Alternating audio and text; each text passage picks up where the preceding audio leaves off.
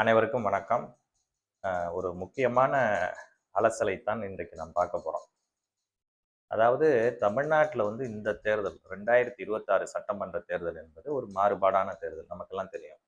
Joseph Vijay கட்சி ஆரம்பித்த 27 மாசத்துல தமிழக வெற்றிக் கழகத்தின் மூலமாக ஆட்சியை கைப்பற்றியிருக்கிறார். முழுமையாக பெரும்பான்மையான இடங்களில் வெற்றி பெறாவிட்டாலும் பெரிய கட்சியாக, தனி பெருங்கட்சியாக உருவெடுத்திருக்கிறார். 108 இடங்களிலே வெற்றி பெற்றிருக்கிறார். மிக சொற்ப எண்ணிக்கையில் தான் அறுதி பெரும்பான்மையை இழந்திருக்கிறார். அவருடைய இந்த வெற்றிக்கு பின்னால் இருப்பது என்பது தலித் மக்களினுடைய வாக்கு. ஒட்டுமொத்த தமிழ்நாட்டில் அரசாங்க கணக்கெடுப்புகளின்படி 18% வாக்குகள் இருக்கிறது.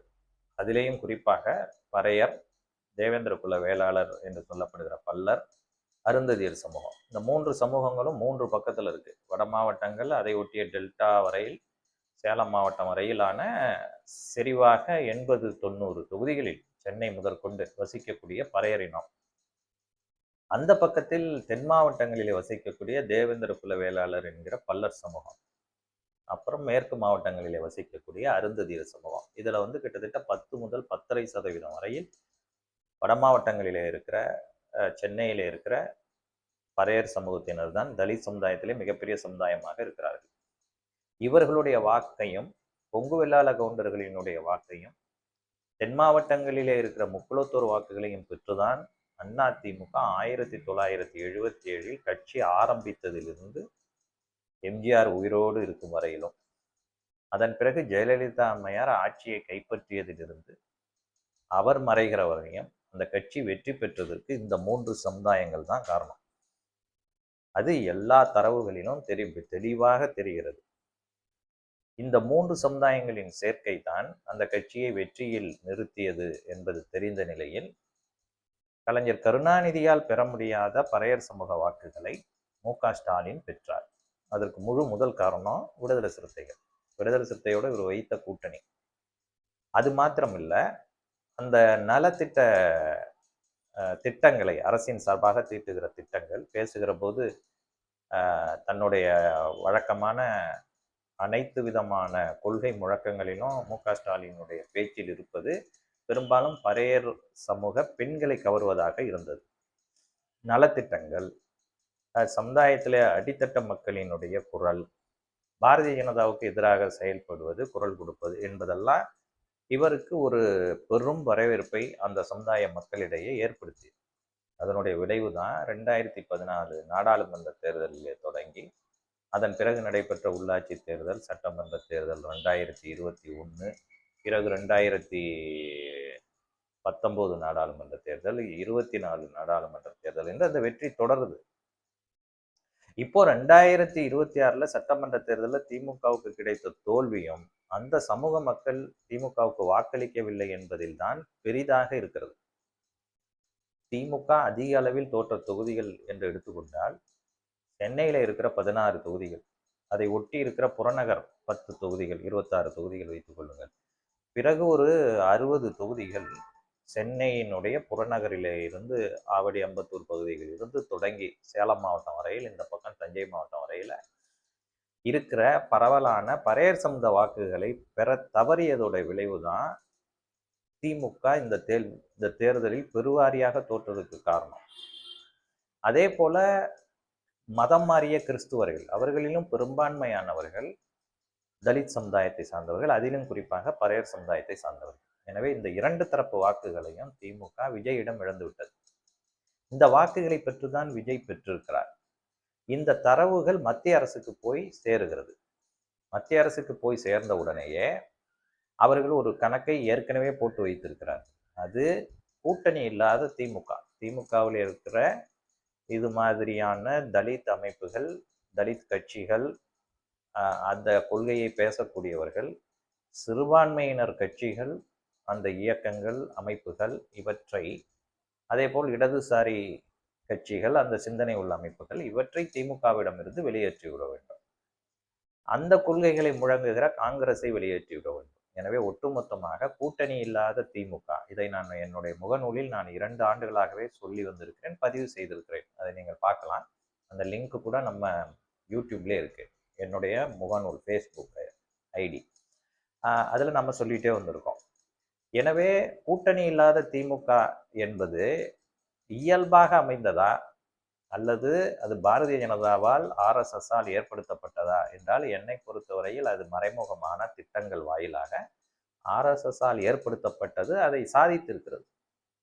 அந்த கட்சி தமிழ்நாட்டில் தோற்றிருந்தாலும் அதன் திட்டம் வெற்றி பெற்றிருக்கிறது. திமுக கூட்டணி இல்லாமல் தனிமைப்படுத்தப்பட்டது. அதே போல் அதில் நான் அடிக்கடி சொல்வேன், அண்ணா திமுகவை பொறுத்தவரையில் எடப்பாடி இல்லாத அண்ணா திமுகவை உருவாக்குவது, தலைவர் இல்லாத அண்ணா திமுகவை உருவாக்கி அதை சிதைப்பது, இது ரெண்டு தான் அவர்களுடைய முதன்மையான அஜெண்டா. அவர்கள் இங்கு வெற்றி பெற முடியாது என்பது அவருக்கு முன்னாடியே தெரியும். ஆனால் அதை சாதித்தார்கள். எனவே அவர்கள் இதெல்லாம் வரும் என்று யூகித்து வைத்திருந்தார்கள். இந்த தேர்தல் முடிவு அப்படித்தான் அமைந்தது. இவ்வளவு பெரிய தோல்வி கிடைக்கும் அதிமுகவுக்கு என்று அவர்கள் நினைத்திருக்க மாட்டார்கள். ஓரளவிற்கு எதிர்கட்சியாக அல்லது இழுபறியான நிலையில் அதிமுக வரும் என்று அவர்கள் நினைத்து கொண்டிருந்தார்கள். ஆனால் முடிவுகள் வேறு மாதிரியாக அமைந்தது. அதற்கு முன்னரே இந்த தலித் அமைப்புகளை திமுகவில் அதிமுகவுக்கும் கிடைக்கக்கூடாது, திமுகவுக்கும் கிடைக்கக்கூடாது, பிரித்து விட வேண்டும் என்று நினைத்து நிறைய திட்டங்களை தீட்டினார்கள். அதில் ஆம்ஸ்ட்ராங் தொடங்கி, அவருடைய மறைவுக்கு பிறகு அவருடைய மனைவி தொடங்கி, ரஞ்சித் இயக்குனர் அவர் தொடங்கி பல தலித் இயக்க தலைவர்களை அவர்கள் தங்கள் பக்கம் இழுக்க தொடங்கினார்கள். அதில் சில இடங்களில் அவர்கள் வெற்றி பெற்றிருக்கிறார்கள். மறைமுகமாக தொடர்புகளை அவர்கள் ஏற்படுத்தியிருக்கிறார்கள் என்றுதான் செய்திகள் தெரிவிக்கின்றன. அதில் எந்த அளவுக்கு உண்மை இருக்கிறது என்று தெரியவில்லை.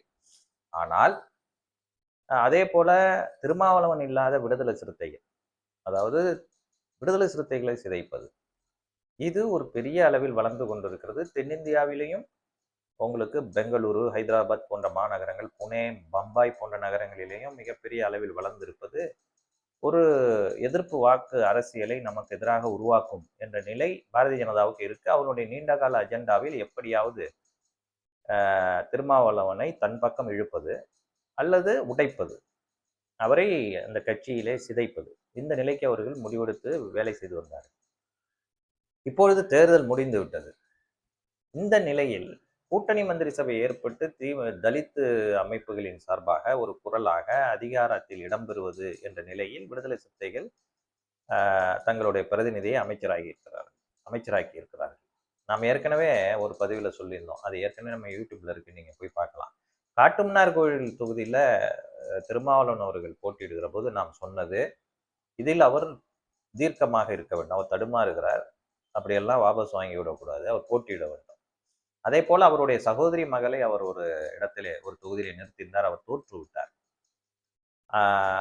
இந்த ரெண்டு நகர்வுகளுமே அவரை அறியாமல் ஒரு பதற்றத்தை அவரிடத்துல ஏற்படுத்தியிருந்ததை தான் அது காண்பித்திருந்தது. அதாவது இந்த இயக்கம் பிளவுபடுமோ என்ற எண்ணம் அவருக்கு இருந்திருக்கலாம். அதனால்தான் தன் குடும்பத்தை சார்ந்தவரை மாநில அரசியலுக்கு முழுமையாக திருப்பிக் கொள்ள வேண்டும். ஒருவேளை கூட்டணி மந்திரி சபை ஏற்பட்டால் அதில் தங்களை சார்ந்தவர்கள் இருக்க வேண்டும் என்று கூட அவர் நம்பி இருக்கலாம், நினைத்துதான் அதை செய்திருக்கலாம் என்றுதான் நான் நினைக்கிறேன். அதை அவர் செய்திருக்க வேண்டும், வேற வழி இல்லை. விமர்சனங்கள் பத்திரிகைகள் வரும், வாரிசு அரசியல், அது இது சுயநலம் என்றெல்லாம். ஆனால் அவர் இன்றைக்கு வெற்றி பெற்று அல்லது அவருடைய சகோதரி மகள் வெற்றி பெற்று அந்த இடத்தில் இருந்திருந்தால் நாளைக்கு ஏதாவது ஒரு முடிவில் வன்னியரசு தவறினாலோ அல்லது அவர் மீது குற்றச்சாட்டு விடுதலை சிறுத்தைகள் கட்சியினுடைய மற்ற தலைவர்களின் சார்பாக வைக்கப்பட்டாலோ அதை நியாயப்படுத்த முடியாது. அது அவர்களுக்கு நிர்வாக ரீதியாக சிக்கலை கொடுக்கும். ஒரு முக்கியமான முடிவை எடுக்கும்போது வன்னி அரசால் எதுவும் செய்ய முடியாது. கூட்டணி மந்திரி சபையில இன்னும் ஒரு ஆளாக இருந்து கொண்டு எதிர்ப்பு தெரிவிக்க முடியாது. எல்லா முடிவுகளுக்கும் அரசிலிருந்து வெளியேற முடியாது. எனவே ஒரு இரண்டு கட்ட நிலையில் தர்ம சங்கடமான சூழலிலே தான் அவர் பயணிக்கணும். அந்த நேரத்தில் ஏதாவது ஒரு கோரிக்கையை வைத்து அதை நிறைவேற்றவில்லை, செய்து கொடுக்கவில்லை என்ற குறைபாடு நிச்சயம் வரும். அவருக்கு இணையாக அந்த கட்சியிலே பணியாற்றியவர்கள் நிறைய பேர் இருக்கிறார்கள். எம்பிகளாக இருந்தவர்கள் இருப்பவர்கள், எம்எல்ஏக்களாக இருந்தவர்கள் இருப்பவர்கள் என்று இருக்கிறார்கள். எனவே அவர்களிடையே ஒரு ஈகோ யுத்தம் தொடங்கும். அது திருமாவளவன் அவர்களுடைய தலையிலே வந்துதான் விடியும். இதை நம்மால் உணர முடிகிறது. அது அவருக்கும் தெரியும். அதனாலதான் அவரும் தடுமாறி தான் அந்த முடிவை எடுக்கிறார். ஒருவேளை திருச்சி கிழக்குல நாமளே போட்டிட்டு அமைச்சரவையில் இடம்பெறலாமா, இடம்பெற்று விட்டு திருச்சியிலே போட்டியிடலாமா என்றெல்லாம் அவர் கூட நினைச்சிருக்கலாம். ஆனா அதெல்லாம் அவர் செஞ்சிருக்கணும். அதை செய்யலைன்னா கூட ஏற்கனவே காட்டுமன்னார்குடியில் ஒரு வாய்ப்பை அவர் தவற விட்டது மிகப்பெரிய பின்னடைவை அவருக்கு ஏற்படுத்தியிருக்குன்னு தான் நான் நினைக்கிறேன். ஏன்னா நான் இவ்வளோ நேரம் சொன்னதெல்லாம் பாரதிய ஜனதா ஆர்எஸ்எஸ்ஸினுடைய திட்டம். அது இப்போ வேலை செய்ய ஆரம்பிச்சிருச்சு. அது ஏற்கனவே வேலை செஞ்சுட்டு இருக்கு. அது நான் ரஞ்சித், ஆம்ஸ்ட்ராங் போன்றவர்களினுடைய கட்சிகளிலேயே அதனுடைய ஆதிக்கம் மறைமுகமா அவருக்கு தெரிந்து கூட இருக்கலாம், அவங்களுக்கு தெரியாம கூட இருக்கலாம். ஆனா அவர்களை வசப்படுத்துகிற வேலை, அவர்களை இழுக்கிற வேலையில் அவர்கள் ஈடுபடுகிறார்கள். இந்த தேர்தல் முடிந்த பிறகு எல்லா தலித் அமைப்புகளையும் தமிழ்நாட்டில் உடைப்பதுதான் பாரதிய ஜனதா ஆர்எஸ்எஸ் திட்டம். அதற்கான வேலையை துவங்கி விட்டார்கள். ஆர்எஸ்எஸ் ஏற்கனவே விடுதலை சிறுத்தைகளில் நுழைந்து விட்டது. இதை என்னால் உறுதியாக சொல்ல முடியும். பத்திரிகையாளர்கள் மத்தியில் அப்படித்தான் தகவல்கள் பரவுகிறது. அதை எப்படி திருமாவளவன் எதிர்கொள்ள போகிறார், சமாளிக்க போகிறார் என்பதெல்லாம் வெகு சீக்கிரத்திலேயே தெரிந்துவிடும். அதற்கான அந்த சிறுத்தைகளின் காட்டில் டெல்லி நுழைந்து ஆட்டம் போட்டு கொண்டிருக்கிறது. அதை எந்த அளவுக்கு அவர் உணரப்போகிறார், அதில் யார் யார் சிக்கியிருக்கிறார்கள் என்பதை அவர் எப்படி கண்டுபிடிக்க போகிறார் என்பதெல்லாம் காலம்தான் பதில் சொல்ல வேண்டும்.